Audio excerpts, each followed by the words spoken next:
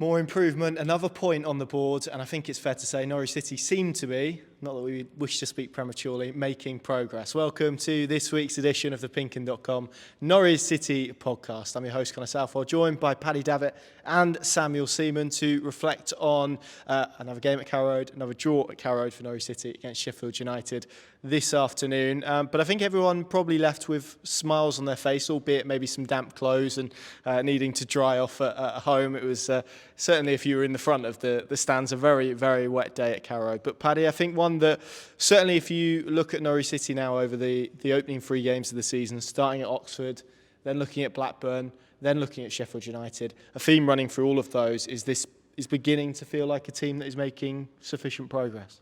Yeah, no, that's a good point, Connor, because when you say that, and I go straight away back to Oxford, and that performance, or non-performance that day, 2-0 defeat, poor defensively, didn't offer anything really going forward. With what we've just seen an hour or two back at Carrow Road is night and day.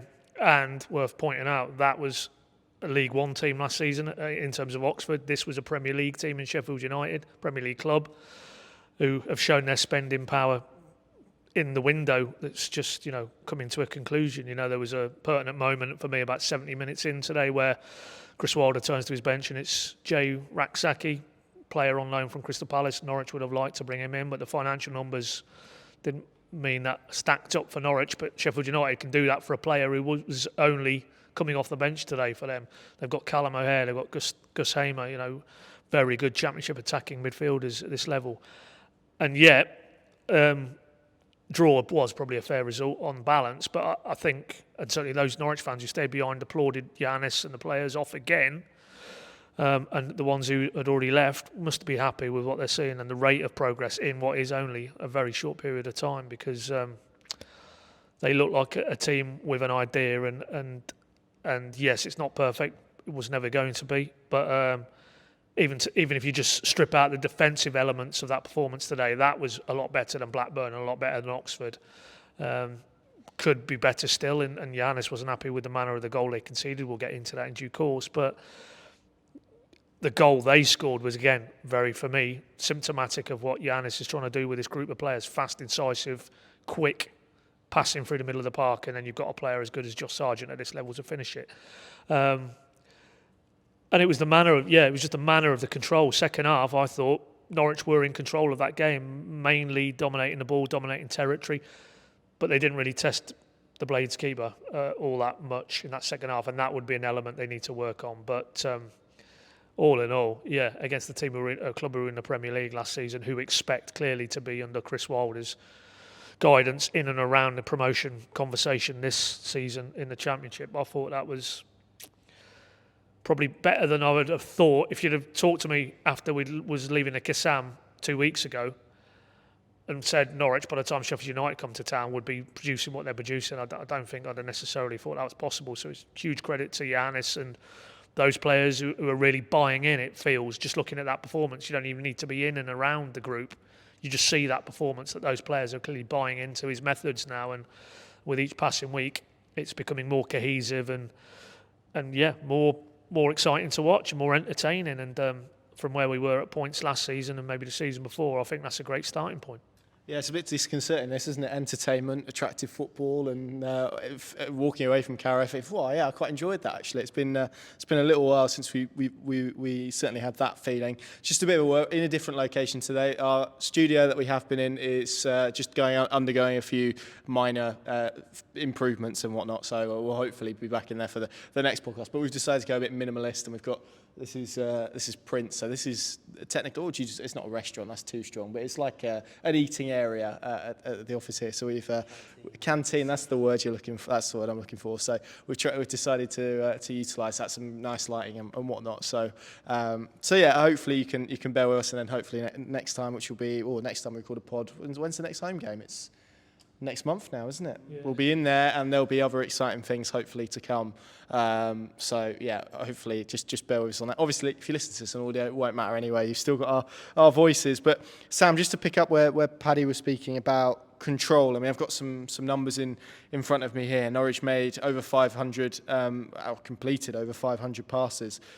this afternoon. There was they edged possession as well. They were slightly up in terms of the expected goals rate overall as well. All of this points to this being a considerably more controlled performance from maybe what we've seen. And given, again, Paddy referenced it, that game-on-game improvement, the fact we're beginning to see what we think we're seeing with our eyes being converted into numbers is a massive positive. That control that Johannes Hoftorp wants, that ability to get teams to Carrow Road, and not just teams in the Championship that maybe they would expect to have that control over, but against a very good Sheffield United team as well, who are going to be up there come the end of the season, are a lot more progressive now than perhaps what we usually would associate with Chris Wilder. I think all of that is probably what is fueling this level of optimism that we've seen post-game. Yeah, I think it was the type of performance, as you said, that Torup wants to see, and it was that blend of control and having a lot of possession and feeling that you're in charge of the game in that sense, but also looking forward and trying to be progressive with that possession rather than just having it for the sake of it. And I also thought the areas of the pitch in which they had most of the possession was encouraging, because we saw a lot of that under David Wagner last season. We saw a lot of what I'm sure some more old-fashioned tacticians would label possession play, when they had the likes of Angus Gunn and Shane Duffy and Ben Gibson on the edge of their own box, or even inside their own box, rolling their foot over the ball, waiting for something to happen.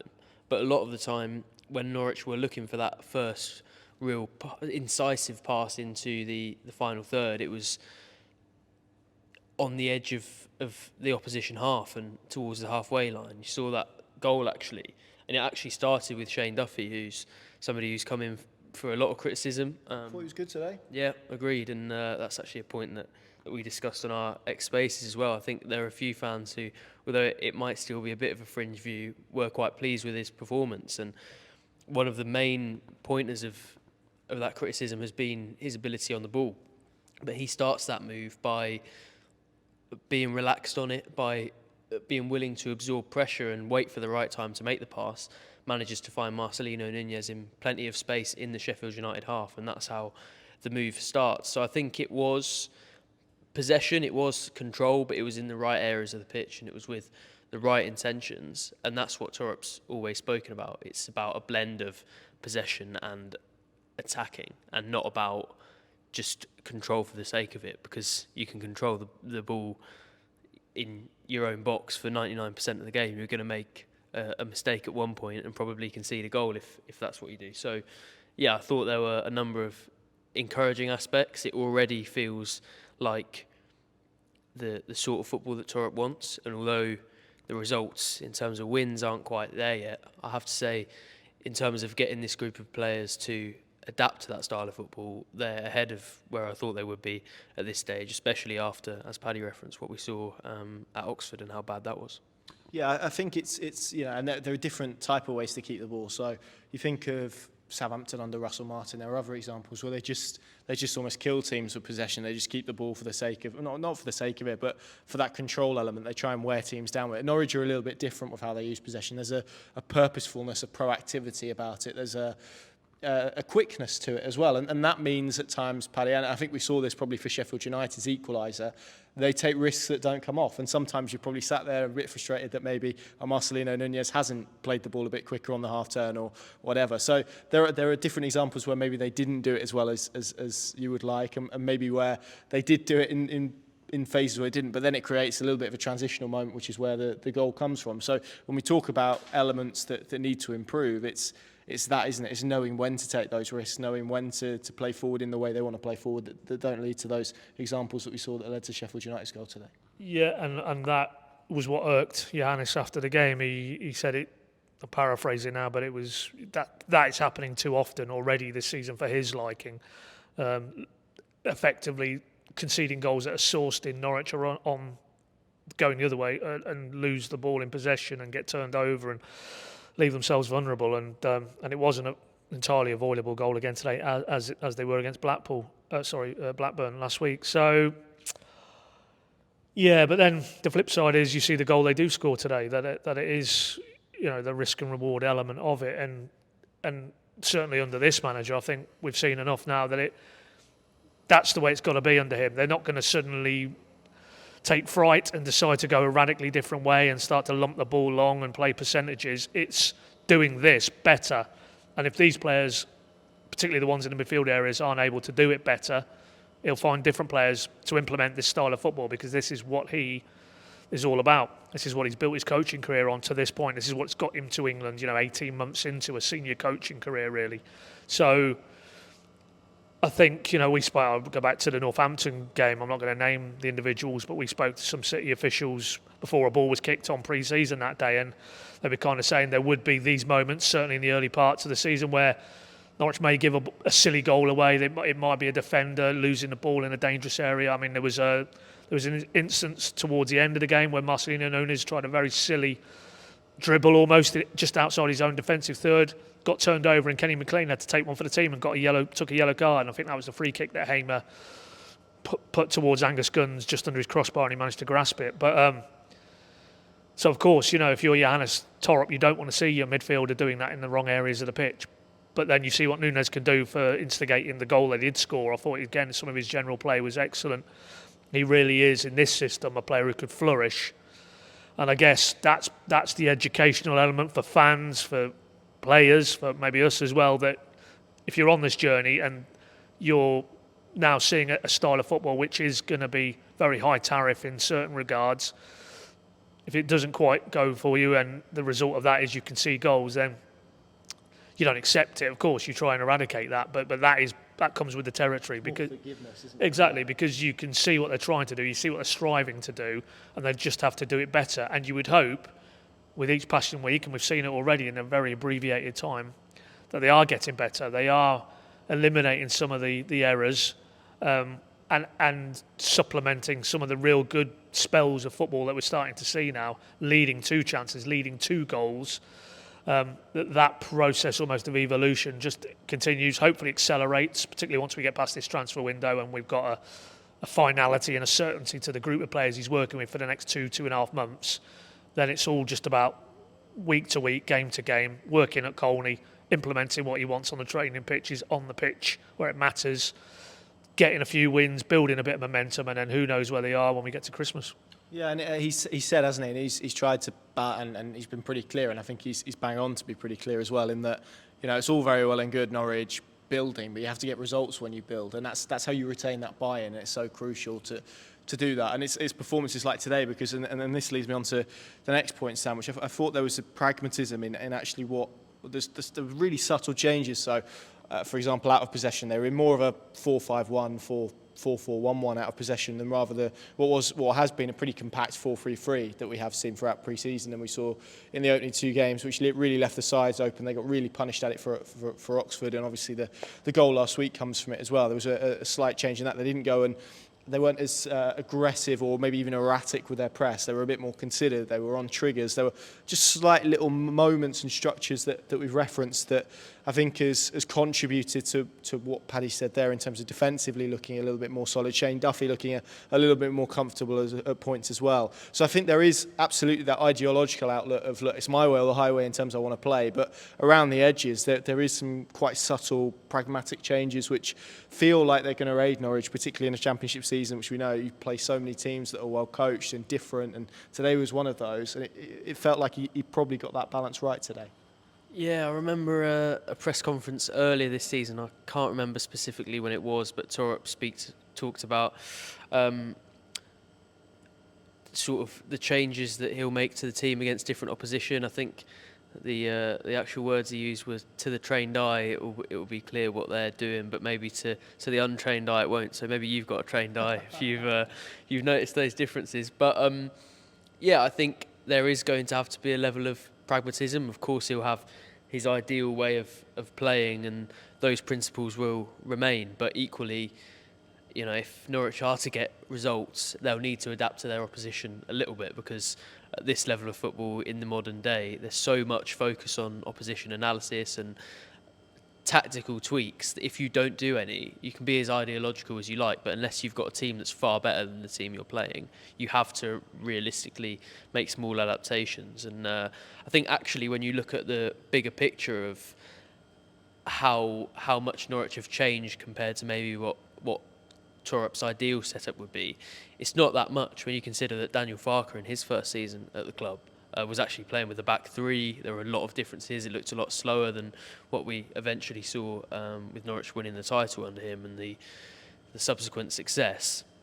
Torup has come and immediately brought the 4-3-3 that he had success at Norgeland with.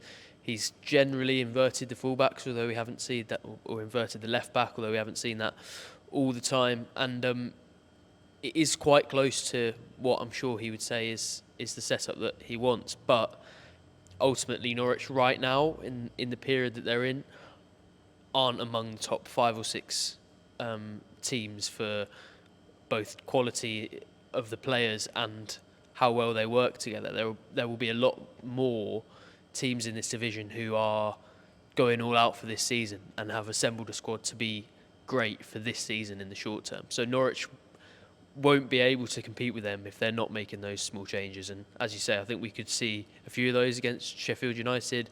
Most people would say, as they did going into it, that it was their most difficult game of the season so far. And I think actually the fact that we could see those tweaks, but also that Norwich still had that identity, was a pretty positive sign for the future. And actually, I think he got the blend right in that sense. Yeah, I think we are seeing, I think, why he's so highly rated, because those little elements, and as he said, they're really, even at half-time where McLean and Nunez just dropped their position ever so slightly. It helped Norwich have so much more control, just dropping them 2 or 3 yards back. And actually, I spoke to Kenny McLean after the game, and it's something that he said in analysis sort of settings, you'll be on the big screen, and he will point out elements, and they can be 5 yards either way, but you notice them when you go on the pitch, they just make real changes. And I think that's probably the encouragement, Paddy. And Chris Wilder referenced it after the game as well, to be fair. So 2 pretty well-coached teams, and the fact that, as Sam said, Norwich have kind of got to this level as early on as they've got it. It doesn't mean there's no problems and there's not areas to fix and there's not continual growth that they need to do. But it is encouraging about the direction of travel that they're on at the moment, which I think if we go right back to maybe where supporters are thinking and what they wanted to see, I think if you'd have said 3 games in that Norwich's performance levels would be at this stage, I think a lot of them probably would have been quite happy with that, considering the amount of change that's taken place so far this summer. Well, I mean, obviously it's not an exact science, but these 2 home games now, the reaction from the fans, it isn't a pocket of fans who are happy clapping, to use that phrase. This was, and again we saw it maybe even more marked today than last week against Blackburn, that all 4 corners stayed behind. Lots of fans, voluminous in their support and appreciation for what they'd seen from that group of players today. So for me, that tells you everything you need to know, that fans who've maybe come to Carrow Road more in hope than expectation in recent seasons, and all the trials and tribulations and the inconsistencies and frankly not great amounts of entertainment or enjoyment or pleasure. Strategy, really. No, couldn't work out what they were seeing in terms of what is a Norwich City side. I think go back to some of those touch points, public touch points, at first early ones that Torup had, that Ben Napper had, the fans forum at the forum here in Norwich, and win or lose, you will know what a Norwich team is under this steward, this custodian of the football team. That you will know every week in, week out, what they're striving to do in and out of possession. And you don't have to have, a UEFA A licence to see that is the case very much. That not that they will be predictable in that sense or formulaic, because I think in the previous segment you boys there just discussed, there is some nuance and there is some subtlety to how he's going about what he's going to go about, and he'll have to stay almost one step ahead of championship teams who will soon mark your card if it becomes very predictable from a tactical point of view. But there is, and it's huge credit to him and Glenn Riddisome and the coaching staff that they inherited and the ones that maybe they've added along the way, that cohesion is there. And funnily enough, it's just popped into my head now that when he talked about the Sheffield performance, he basically said we had unprompted, he said they'd had a brilliant training week. Maybe it wasn't the word brilliant, but it was like we'd had a really, really good training week, which you take to be that he felt that those players were really almost coming to the ball and understanding what him and Glenn and all the coaching staff are trying to instill in them. And we've said this quite often already this season, that certainly felt a large part of pre-season it wasn't intuitive, it wasn't innate. It wasn't second nature to the players. That almost like they were trying to paint by numbers, and I need to be in this part of the pitch when this phase of the build-up happens, and you could almost see the cogs whirring. That isn't the case now. It feels far more seamless, far more connected, far more natural, and that is a great testament to the coaching led by Giannis and to the players, that they're obviously enjoying it. They're enjoying what they're being asked to do, the responsibilities that they're being asked to try and implement, that attacking brand of front foot football. That is to say that they didn't enjoy it under the previous head coaches that have been here in recent times, but I mean, you throw it back to you, Connor. You spoke to Kenny after the game, and the sense you got from him was that there's a real unified camp now, and they really are enjoying working under this head coach. Well, he was actually asked that, not by me, but by someone else. Are you enjoying it? And it was almost like the guy asking it hadn't finished the question. Straight away, loving it. And for a player in his position that's seen what he's seen and to highlight what he said, I think was really encouraging. I mean, I kind of, to sort of water it down to a really poor baseline analogy, but it's what you've painted there. It's almost like, when you're at work and you get a new computer system that you're trying to work, and you go stage by stage. Right, I'm on this page now. What are the boxes that I need to tick to make this work? And then you go on to the next one, and yet 3 months down the line, it's bam, bam, bam, bam, bam, bam, and that's kind of a bit like what it's at the moment. They're beginning to know what boxes need to be clicked for which page, which is good. Sam, I wanted to talk a bit about Callum Doyle, because I thought, certainly for me, he was the standout, not just in yellow and green. I thought on the pitch he was phenomenal. There's a bit of a debate now about where he looks best in terms of centre-back and obviously left-back. Jose Cordoba waiting. I think we'll see him at Crystal Palace on Tuesday. But I did want to make this, just to begin with, a Callum Doyle, not love-a-thon, that's too much, but definitely some praise for him, because sometimes, and I'm at the set of my verdict, sometimes you get ball-playing centre-backs and they can play, but they can't defend. And sometimes you get ones that can defend and not play. He is one that can play and defend. He is at 20 years old, blows my mind as the talent that he's got. Yeah, and I think it's something that twins really well, that talent and the youth, and also the experience that he's already got. I actually spoke to him about this, about 10 days ago now. It feels like so much has happened since then.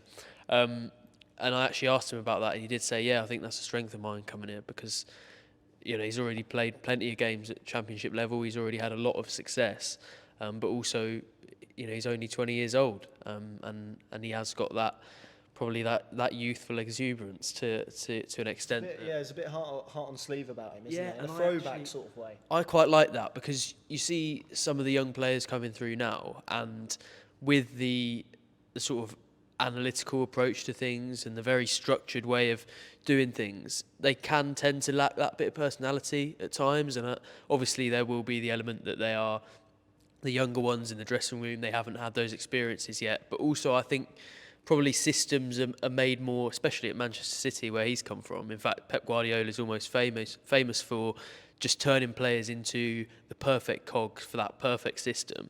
And when you see someone come from that level and actually come and just scream at his teammates when they're preparing to defend a set piece, that can actually be quite encouraging, because you feel there's a bit more life to that setup. And as much as Torrent will want to control things tactically and they'll want to do things in a very precise way, the fact that it's got a bit of life to it and it's got a bit of passion behind it, I think makes a really nice blend. And I'm not one to say that hard work and passion are everything, but I think it does form a part of it, and you can't do anything without any of it. So that's really encouraging to see.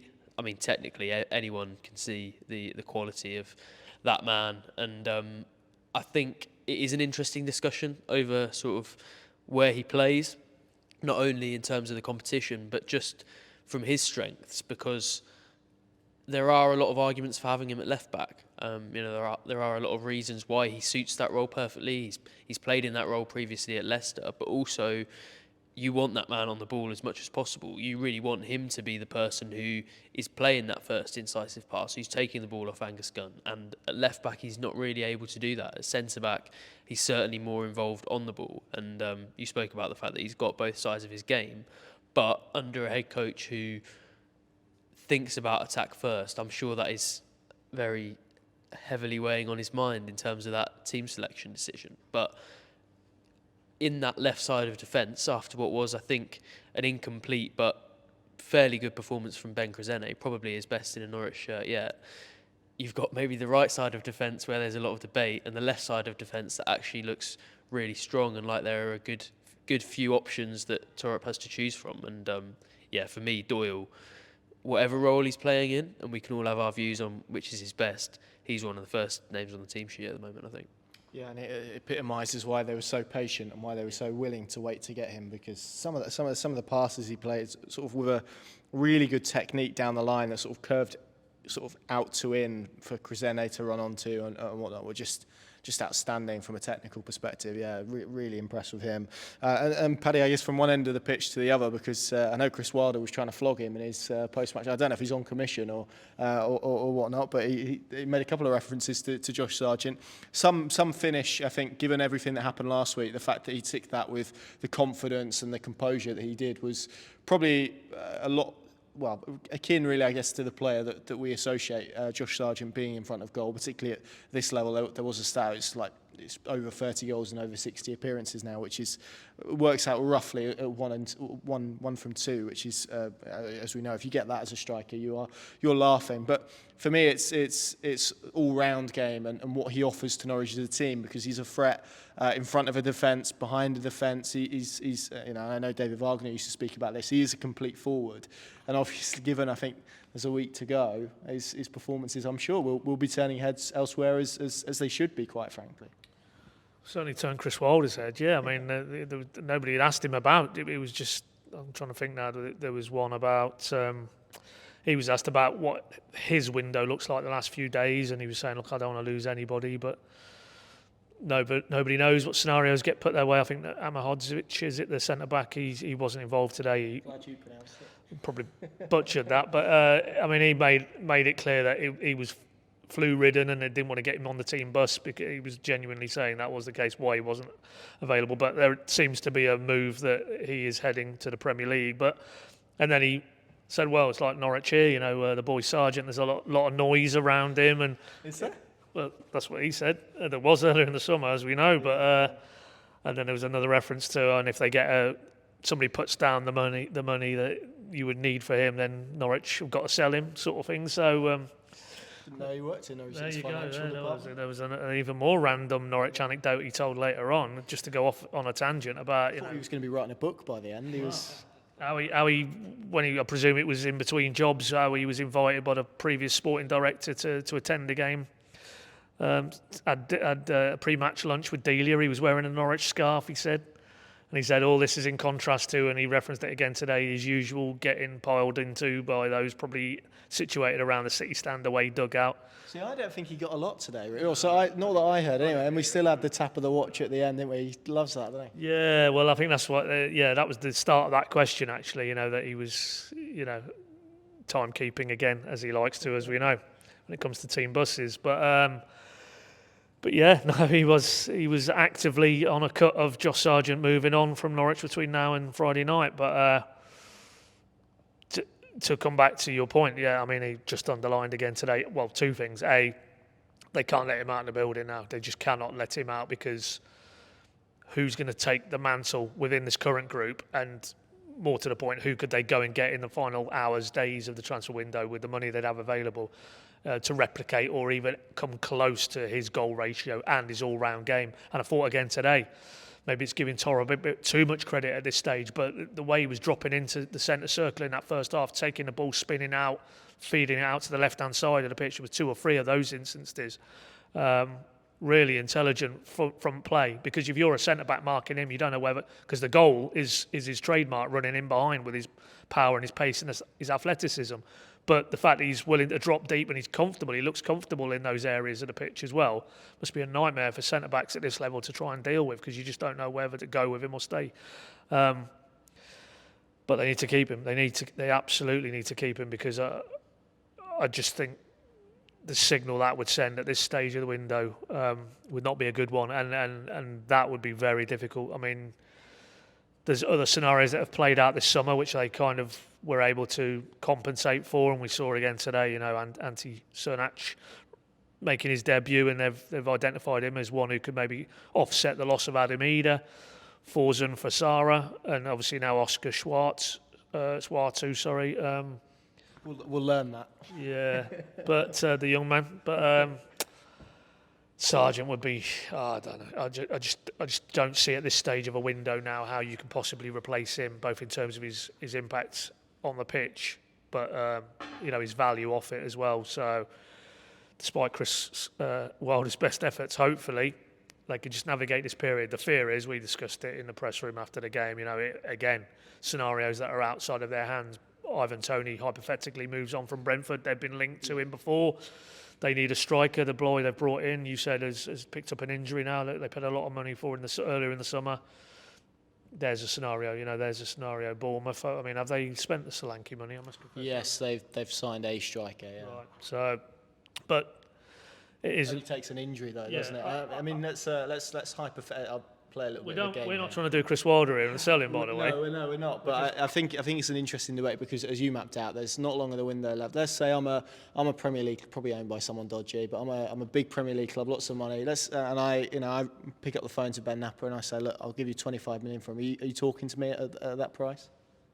Yeah, 25 million. Yeah, well, to quote even with not many days left. To quote Chris Wilder, every player has his price, doesn't he? So what's the minimum level that you pick up the phone at this stage? Yeah. 25. 25. Yeah. I can say anything. It doesn't matter. Yeah. I'm just some average Joe sat on a couch in Norwich. It doesn't really matter. But if I was in his shoes, how could you possibly trade him out for? I mean, by all accounts, they had an offer in the 20 million figure earlier this summer, and they didn't want to deal at that figure. So they must internally be looking at 25 plus. Because that's surely the going rate now for a player who's too good for the Championship. And yes, okay, there's a question mark about could he do it in the Premier League, but at his age, 24 is he still? I mean, his best years are way ahead of him now, so I think 25 would have to be the benchmark. But what good is 25 million in Norwich's back pocket come Saturday morning if you haven't replaced Josh Sargent? Yep, I agree. And that seems like a good place to close off part one, because I'm sure we're going to get into transfer requests and farewells and all of the good stuff. 2 signings, of course, have happened this week. It's been a busy old week, and I think this week's going to be a busy old one as well, particularly with 2 games. So join us in part 2. We'll discuss all of that. Catch you in a second. Welcome back to the PinkUn.com Norwich City podcast. Reflecting on a 2-2 draw, 1-1 draw, sorry. I've added a goal to each side there. 1-1 draw with Norwich and Sheffield United at Carrow Road this afternoon. So many draws and goals. I've lost count in all the excitement. Sam, it's been a busy week. We've got plenty to get through. 2 additions, one of which played today. We've got obviously 1 departure, 1 transfer request. So I'll give you the opportunity, really. Where do you want to start? Which one do you want to talk about? Should we start with Ante Seaman? I feel like he's almost been he's already old news, and he only signed 2 days ago. Great voice, first and foremost. Yeah, really, really interesting voice, I've got to say. I don't know if a bit of time learning the language and a bit of sleep probably will help with that. But yeah, I was definitely surprised when a big 6'3" striker came out with that. It was a bit like when Daniel Farke got appointed, and I heard him speak for the first time. Do you know the number of comments I've seen under like Daniel Farke videos saying I was not expecting that voice? But yeah, I think looks like a pretty decent prospect. You could probably see exactly where the challenges are going to be for him in this afternoon, which I actually think was a really good way for Norwich fans to learn about him very quickly, because as much as we can all hype him up for his time in Poland and Croatia and what a talent he looked in those leagues, it is a huge jump to the Championship, as we saw previously with Przemysław Poeta, and last season the move that warranted an £8.5 million fee. Actually, he scored the same number of goals that Poeta scored in his last season in that league before moving to Norwich. So that tells you how big a jump it was. But we could see today the fact that his talent will still come through on a technical level. I think it was pretty early on that he sat down a defender in the Sheffield United box, did create a pretty decent opportunity for Borja Sargent, who then poked wide. And I thought actually on the ball he looked like somebody who really could influence things. looks like he's got a fantastic left foot.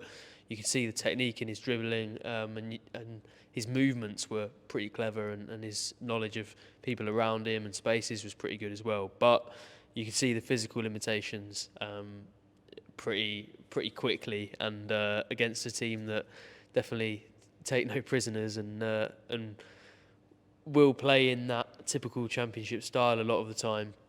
Out on the wing, where probably you're a bit more exposed to that physicality as well, you could see that he probably needs to adapt to that a little bit more, and it's going to take time to get used to English football in that sense, and probably a bit less time on the ball. But equally, we have to consider, it's been a busy old week for him, just like it has for us, probably even more so. And he was just chucked in without too many training sessions, without much time to really get used to his surroundings, and I think he will only get better from here. But it's a significant outlay for Norwich. There is a bit of pressure on him and a bit of pressure on the club to get this one right as well. But with how well they've done these strategic moves so far, I think they will put everything in place for him to succeed. I think signing somebody who has that versatility was important, not only for the options that Torup has, because you can see that the squad depth is maybe struggling on a personnel level a bit, but also for his development. If you just bring in a straight number 9 with Josh Sargent and all the qualities we've just spoken about, it's going to be really, really hard for them to get enough game time to keep developing. So I think there are a number of reasons why this transfer is a sort of transfer that works for Norwich at this stage, and for Sienats at this stage. But yeah, I think it will take a bit of time, just like it is with the team, because you have to remember this is a 20-year-old who today played at the highest level of his career, and he's still getting used to things. So yeah, I'm looking forward to seeing where this goes in future. I think there were positive signs today, and although there's a lot to focus on, I think that is a very, very interesting development. Yeah, it's going to be interesting to see how he gets on. As you said, I think he's had one training session and about 2 hours of sleep since he signed. So I think there should be some slack cut for today. I was a little bit surprised to see him start. Actually, it's very rare that you see a new signing announced on, what was it, Thursday? Yeah, Thursday. And then thrown in on the Saturday. So that's a very quick turnaround. And I felt that showed, particularly as the game wore on. There was one nice moment in the first half when he went down the side and sort of cut back in that I thought offered a lot of encouragement. Like you say, there was some sort of nice technical touches at points as well. Paddy, where do you want to go? You've got what? You've got Shortow, you've got Kamara, you've got Rowe. Where would you like to go? Shortow, is that pronunciation? No idea. I think it's Schwartow. That's what I meant to say. Yeah. Definitely not Schwartz anyway. No, but there's no Z. Shortow. Well, yeah, let's go with him only because asked Giannis obviously about him. I mean, Sam asked him yesterday, Friday, but subsequently didn't confirm until earlier today. I think it was 11 o'clock this morning.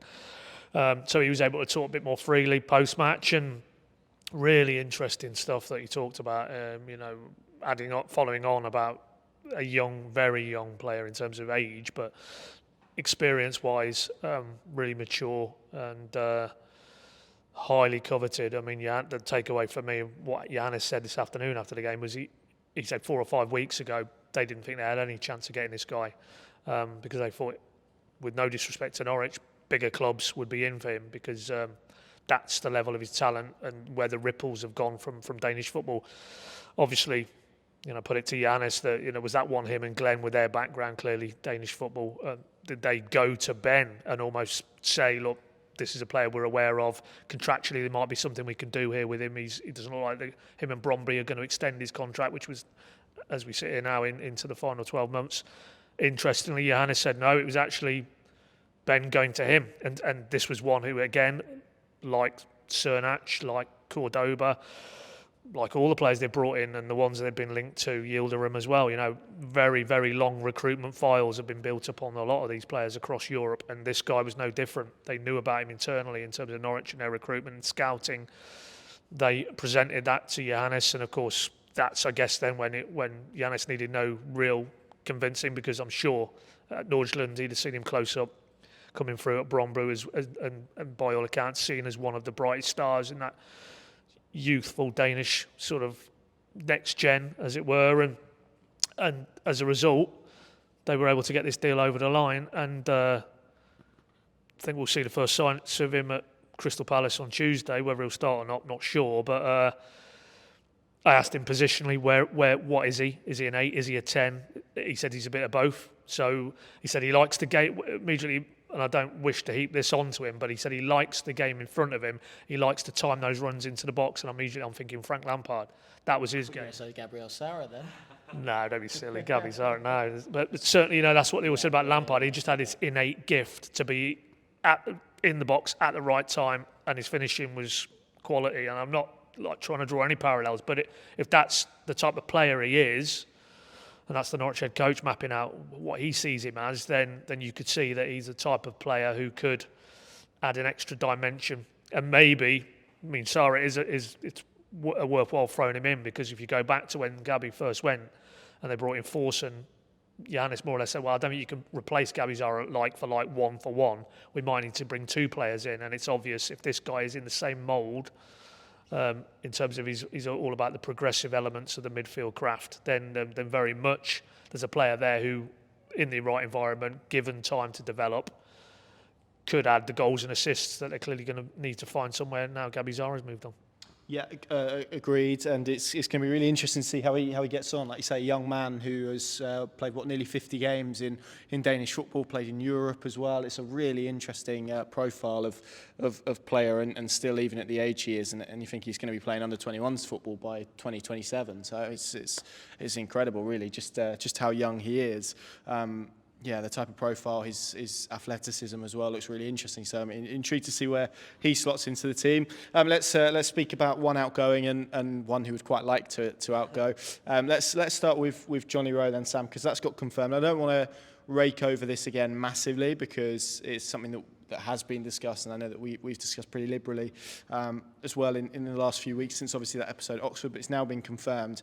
He published an apology on his social media channel Friday night, which is when it was confirmed, and he apologised, which I think was welcome. And I'm always and I know fans are always going to take that a certain way because of the way that it ended and whatnot. I'm genuinely of the opinion that if someone's made a mistake and they apologise for it, you should always accept that apology, irrespective of maybe if you think it's sincere or insincere or however you think it's being crafted.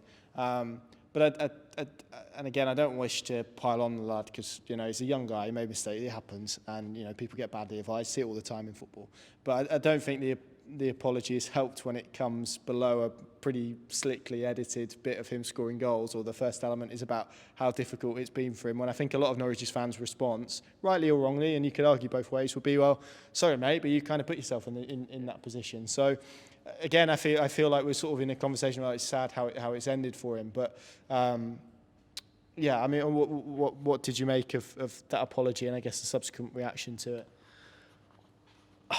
I think it's probably easier to start with a reaction, because I don't think many of us will have been surprised by it, and I think when you are such a devoted fan, as obviously these supporters are, it does feel personal and it does feel hurtful when an action like that takes place, and an apology a couple of weeks later on social media isn't going to heal those wounds straight away. So I wasn't surprised at all to see that much of it was scepticism in terms of the reaction to that apology, and I think it will take time above all to sort of heal those wounds, as we've probably seen with other players. But unfortunately, it will likely be a footnote continually every time people look back on his Norwich City career. So it is a shame, isn't it? Yeah. Given what he's done, that he's going to be remembered for 2 weeks rather than probably what he should have been remembered for. Yeah, and speaking to Giannis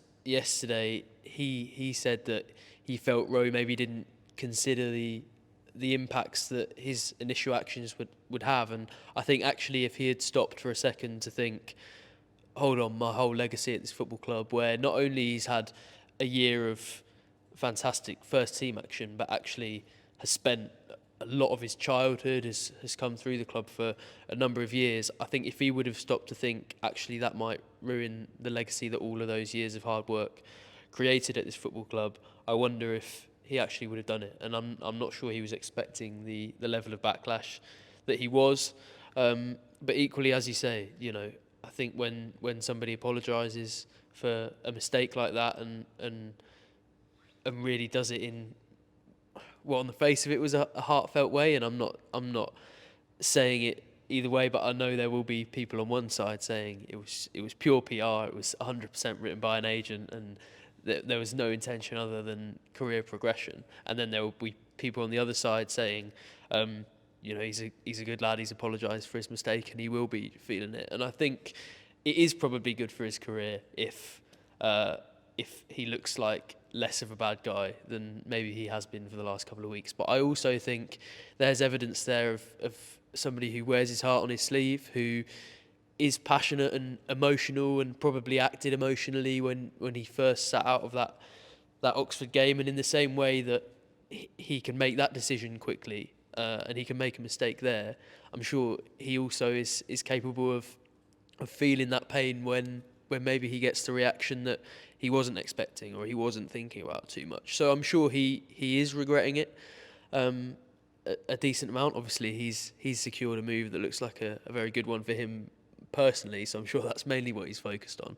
But I don't think anyone wants to leave a football club in that way, and especially not somebody who had such a bond with fans. So whether he's written it himself or whether he's had help, I do tend to lean towards saying that he is regretting it probably, and he will feel sorry for that. And although he is moving on to probably bigger and better things on a personal level, I'm sure he would have liked it to end in a better way for him and his time at Norwich. And I think although those fans are hurting, and I understand why, I think most people hope that with time maybe it softens a bit, and that we can look back on his legacy as a whole as a positive one, and the positive moments, as Johannes said he hoped for yesterday. So yeah, I wasn't surprised much by the reaction, but I maybe am not feeling as sceptical about it as some. No, me neither, if I'm being completely honest. And I think whatever way you cut it, it's still a massive success story for Norwich City. You've got a guy there who they've nurtured from a very young age, as we've spoken about liberally on this show, has had some real tough times growing up. They've worked so hard to keep him in that academy, to help him flourish in that academy, to get him in a first team environment, to then sell him for a package which could be 17 million quid. I think is a magnificent story from, where they plucked him out of a satellite centre in London that they ran, where they got quite a few of these players out of, to then turn him into what they've turned him into is exceptional. It'll help them recruit young guys as well in the future, and it's going to be really interesting to see how he gets on in France. I think if I was advising him, and I'm not, and I'm sure he doesn't need me to add any advice at all, but I've interviewed him a few times. He's a good communicator. I think I'd have almost got him to deliver the message in front of a camera. I think that would have been the better way to do it. Then you probably avoid some of the stuff. But hey, it's happened, and we forgive and forget. Paddy, on to someone who's left from someone who would quite like to leave. Abu Kamara, handwritten transfer request, which feels quite rare nowadays that you get someone who would at least write a transfer request. It's quite not. There's something about that I find quite charming, actually. Can I leave? Love Abu. 50p sellotape to the bottom. It's an interesting one, isn't it? I think, look, I think it's been a pretty open secret that he's been unhappy, that there's maybe a feeling that doesn't quite see himself in Norwich City's project going forward. What do you make of how the situation has unfolded? Because it's always a drastic step, I think, when players put in transfer requests. And look, I remember Grant Holt's done it before. I don't know if Wes Hoolahan ever did it formally, but there was a desire at some stage for him to leave. So it does happen, and there are new contracts and things get resolved. But feels quite tough at the moment to envisage your way back for him at this stage. Yeah, I mean, obviously elements need to happen now between now and, if it's this window, Friday at 11 p.m, is it, to facilitate an exit. So that's not cut and dried yet. We know there's championship interest, but it hasn't formalised into, we're at a John Rowe, Adam Eder a la stage. But that's one element of this. The other one for me now is, if it doesn't go that way and he's still in the building, he's basically turned around him and his advisors and said, you're not for me in the here and now. Norwich is not for me. This isn't the environment I see myself in. I don't want to work with Ben Napper. I don't want to work with Johannes Torup. how do you move past that? That seems to me, because effectively, if you're saying I want out, then you're not happy. You're not happy with all those threads. And Giannis, when Sam asked him yesterday, was saying that they'd had a lot of dialogue, and they was a little bit surprised that he took that course of action, because it wasn't that there was no talking or back and forth. Those conversations had taken place, yet he still felt that was a move, which does make you feel it's a little bit more planned. And that's where the parallels maybe with the John Rowe situation for me are, that, do him and his advisors have mapped out what they think is an exit strategy, and this is just another pawn in the game, basically, because clearly he either didn't like what he was hearing from Giannis Torup, or it had no bearing either way. But he's obviously disappointed, and I write about it in my point is today. If you've got a young player who's disappointed that he hasn't started at Oxford, he hasn't started at Blackburn, that is good. That is self-belief and confidence that, no, I deserve to start. In my mind, I'm better than Borja Sainz, I'm better than Gabe Forsyth or whoever, or Onel Hernandez, any of those players who've started in those attacking areas. Fashnet, how could I forget him? But for me, I'd want that. I'm going to stick my chest out and no, I'm ready in the here and now. You want that from a young player, because you don't want them intimidated. You don't want them to feel they don't belong, they're not comfortable in this environment. That for me is a good thing. And this all comes off the back of an unbelievable, successful loan spell at Portsmouth, where he was an intrinsic part of a team who won the League One title, which was box ticked. Him as a player and his personal development, Norwich as his parent club, that could not have gone any better. So to come back, and we're rolling it on a few months pre-season and now the first month of the season, and we're at this crossroads, it's hugely disappointing for all concerned, really, for the player, that he feels that this is his only option now, for the club, who at no turn publicly, and I'm sure privately, have said anything other than he is a player we feel in the same category as a Brad Hills, as a Gabe Forsyth, one or two of these other younger players, they value as almost the poster boys for what they're trying to reconnect now, which is that academy pipeline to the first team. So you can understand from the Norwich point of view, they don't want to let the player go. They think he could be a player for, if not in the here and now, which is maybe where Brad Hills finds himself, certainly in the near future. We know there's been contract talks. We know there's been talks with Abu Kamara's team within the last 3 weeks. How do you get from that position to, I want to go now? It cannot surely just be off the back of, you're off the bench at Oxford, you're off the bench at Blackburn. In between, he started against Stevenage and scored. So I think there's far more to it than frustration at non-starts in the last 2 games. I think for me, this was probably in the pipeline post. Well, there is talk of a historical unhappiness that has been spoken. Well, I don't know. No idea. Well, we'll have to wait for their side to put that out then, if that is the case. But I mean, it wasn't. I mean, he made his debut under Wagner in the Championship. So then he's gone. How could he have not enjoyed himself at Portsmouth? We know he was loved by the fans down there. But if that is the case, and as I say, I go back to what I've just said. It cannot surely be. You don't slap a transfer request in because you haven't started 2 Championship games. That cannot be the trigger. There must be other deeper rooted elements there. If it is the contractual thing, maybe they don't like the figures that have been put on the table or whatever. Fair enough. I'm sure if this plays out as I think we all feel it is going to now, which is a club will come out of the woodwork, there will be an agreement put in place. He will no longer be a Norwich player. Then we'll get a suitable social media post from Abu and his camp, and another apology. They might lift the bonnet on what has triggered it, because it seems like an escalation of epic proportions to go from, you haven't started the first 2 games of the Championship season.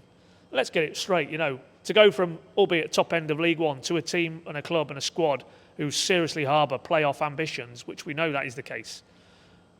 That is quite a step up for me. That is quite a level to go up. So at the outset of this season, if I'm Abu Kamara, I don't feel that my job is done, my journey is done here if I'm not starting 2 games. So it does feel there is other forces at play here, and how many clubs has he been linked with this window? I'll leave it out there. Celtic and Anderlecht. Do me a favour. Yeah, I think let's pitch it a bit lower and let's look at maybe some Championship clubs. And we did a window watch in the week, and we kicked back and forth where a transfer figure would be for Abu at this stage of his career, and it'll be obviously a lot lower than John Rowe and Adam Eder, I would imagine. But by the same token, Norwich are not, and they've shown it absolutely categorically this summer. He will not be going out this window between now and Friday, 11 p.m. if a club don't come and match Norwich's valuation. Absolutely no chance, because the contractual situation is, albeit talks are or have been ongoing, he's in the final 12 months. There is a club option, so he is technically contracted to Norwich up until 2026. So there's no urgency from his current contractual status. That means these next 4 or 5 days, his future has to be resolved in terms of a transfer out. So, as I say, as has been proven with the John Rowe case, this all smacks of there's clubs of an actual justifiable exit for him, i.e. Championship level, not European giants. There are clubs there who I think may show their hand over the coming days, and if that is the case, then much like John Rowe, he will get his wish, and much like John Rowe, he will go, I don't think, with the best wishes of Norwich fans. Yeah, going to be interesting to see how it pans out. Right, a couple of really quick fire ones before we do a bit of a look ahead. But Sam, just a figure, how many more signings do you think Norwich City are going to make? 3. Paddy? 2. Yeah, I'm at 3, I think. Positions? 2 wingers and a midfielder. Actually, 3 if we see it. I forgot about Kamara. Yeah, I was thinking more John Rowe replacement. Yeah, no, if Kamara goes, then they'll have to do 1. So that would be 3. So we'll say 2/3 wingers and a midfielder. Interestingly, when I put that to Torup earlier tonight, in terms of you've lost John Rowe, you're after a winger. He said no. He said players in the final third. So that was his actual phrase. So that would lend you to think maybe another attacking midfielder and a wide player. So 2 if Abu goes. I don't want to get too deep, but he strikes me as someone who's not really bound by positions. I think from what we've seen so far, gave Forsyth as a winger and all these. They're just labels. They're just boxes. We don't need to put players in them.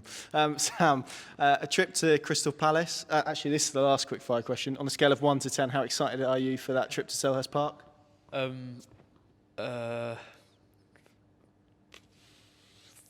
5. Oh, that's higher than I thought, Pad. -5. There's no excitement about going to Selhurst Park on a Tuesday night in the League Cup. Sorry. I quite like Selhurst Park. I don't know what it is. I've not been in the media setup, to be fair. So maybe there's some. Oh, you've got a treat coming. Some horrors You've in got a there. treat coming. Right. As an away fan, I think it's quite nice, but a bit. The stadium's a bit rickety and old, but the atmosphere I've always found to be pretty good. No. It's not a time You're to. probably on about -10. I'll wait until after the game before I slate Crystal Palace. I'd quite like them to let me in. As a game changes, that feels pretty inevitable. Who are you most excited / most expecting to see this? Actually, give me a team. Map me out the team. Wow. I'll put you on the spot majorly. But if you were Johannes Torup, what sort of team would you look? Because there is an argument, given what we've spoken about performances and the growth that we've seen, that you look to retain that momentum. But I think he said post-match he's going to make changes. Everyone knows he's going to make changes. What changes is he going to make? So is this what I want or what he's going to do? What he's going to do? Long, Fisher. Hanley?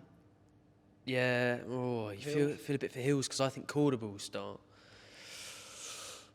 Oh, let's say Hills. Oh, yeah. Let's say Hills, Cordoba, Crizene. Yeah, Crizene. Maybe. Oh no, Crizene. Gibbs in that midfield. Forsyth and Schwartau. On the right. Hernandez? Yeah, Hernandez. Yeah, you've done that one for me. Hernandez. On the left. Probably would have gone Hernandez. Be Hernandez on one of the wings. Should we say Sienats on the other for the reason of time, but then who are you going to play up front? It's a nightmare. maybe it'll be Sienats up front, and then Forsyth on the wing, and we'll have Forson in midfield. There you go. There we go. Well, he did only play about 40 minutes. So that's the challenge that he's got to try and come up with a team. But it's how much we can actually be able to take from that. I'm not quite sure. And then Paddy, just to end the pod, a nice trip to Coventry next weekend to the what was it Europe's Pass me out of 10 for Coventry. Europe's biggest Tesco or whatever it is behind the ground. Former city of culture. All of those are correct, Connor. Yes, absolutely. Another tough test, though. Well, let me tell you. I mean, my nephew is going to be a mascot for Coventry. Is he? Yeah. He doesn't Who's know. he walking he out doesn't know it yet. So well, let's hope he doesn't listen to this. Yeah. It's his early birthday present. So I don't know that yet. Who's you're a Coventry fan? Who's the big star that you'd want to walk out with? So many to choose from, Connor. Hadji Wright? Hadji Wright. Yeah, let's go for him. Yeah. Trying to think now. Sheep's well thought of. Yeah. Torp's a good player. So many to choose from. I mean, they've only drawn again today at Bristol City, so they're not exactly hitting the ground running either. But yes, and don't forget transfer window in between those two games. So nice quiet week for us boys.